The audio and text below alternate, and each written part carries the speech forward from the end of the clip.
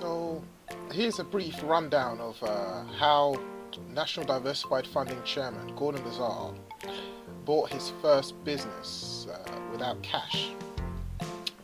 As a fairly young, and this was 43 years ago, fairly young fellow, Gordon Bizar always loved motorcycles, and he had a friend who worked for a motorcycle company, a parts company, and this friend told Gordon the company was up for sale.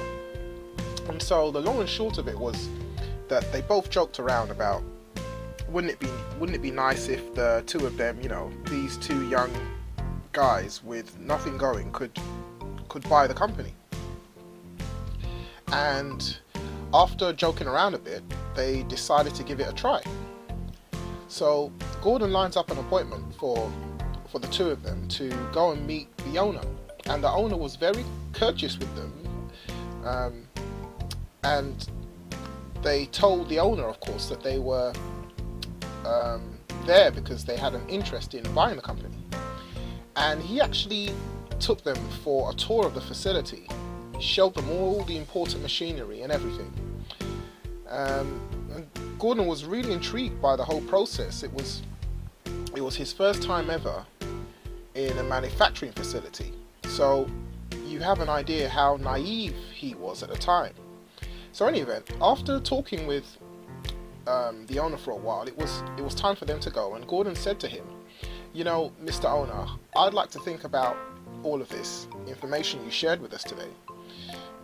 You know, about the income of the company, the salaries, and they went through a lot of that information. And Gordon said, I'd like to get back to you in a couple of weeks with an offer. And he said, sure. They were anxious for them to see, the owner will be anxious to see what they would come back with. So anyway, to make this long story short, the owner wanted $500,000 for the company. Now, this is many years ago, so now it was like, this would be like 5 million today, you know, adjusting for inflation and everything else.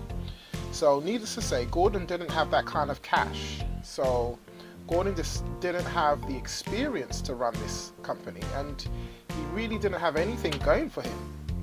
So it was a real challenge of what was he going to come back with in 2 weeks.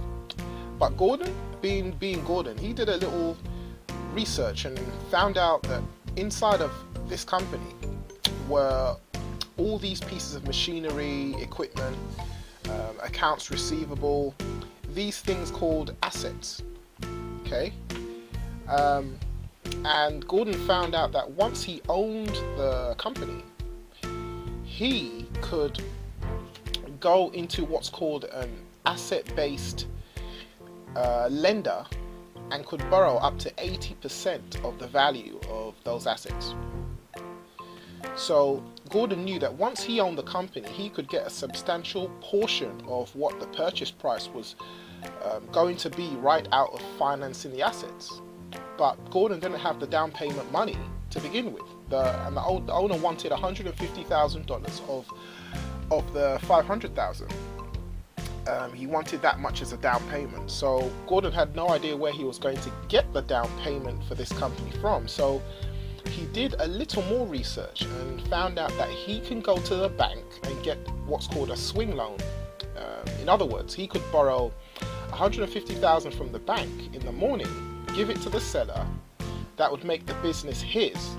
Then at the afternoon, take the assets inside the business, take those assets to the asset-based lender, and then raise around $350,000 from the asset-based lender, which would easily let Gordon pay off his $150,000 loan and actually have working capital left over.